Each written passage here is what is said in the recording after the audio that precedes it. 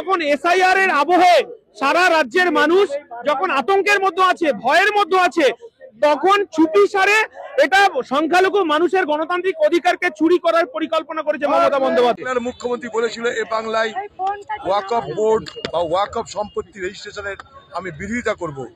আজকে সে বাংলায় যেখানে সারা ভারতবর্ষের মধ্যে সব থেকে বেশি ওয়াকফ সম্পত্তি আছে, 1,48,253টা, আজকে সেখানটাই কেন্দ্রীয় সরকারের ওয়াকফ আইনের জন্য সংখ্যালঘু মুসলমান সম্প্রদায় ভাবছে যে তাদের সম্পত্তি রক্ষা হবে কি হবে না। বাংলার মুখ্যমন্ত্রী চুপ। তিনি হিজাব পরে, বোরখা পরে ধর্মতলায় রেড রোডে তিনি নামাজ পড়েন, দোয়া আদায় করেন, ইনশাআল্লাহ সুবহানাল্লাহ বলেন। এই রাজ্যের মুসলমানদেরকে তিনি দুধেল গাই বানিয়েছেন। তার দলের ক্যাবিনেটের মিনিস্টাররা ওয়াকফ প্রপার্টি লুট করছে, ওয়াকফ প্রপার্টি চোর তৃণমূলের এমপি এমএলএ। মুখ্যমন্ত্রী মমতা বন্দ্যোপাধ্যায় বলেছিলেন ওয়াকফ নিয়ে এই বাংলায় আন্দোলন করা যাবে, জানলে দিল্লিতে যান।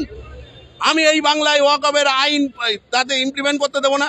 আজকে বাংলার মুখ্যমন্ত্রী মমতা বন্দ্যোপাধ্যায় চুপি চুপি ওয়াকফ আইন মেনে নিল। দাদা ভয় পাবে না, এখানে কোনো কানুন আমরা মানবো না। আমরা মুসলমান, খ্রিস্টান, কোনো প্রপার্টিতে নেই।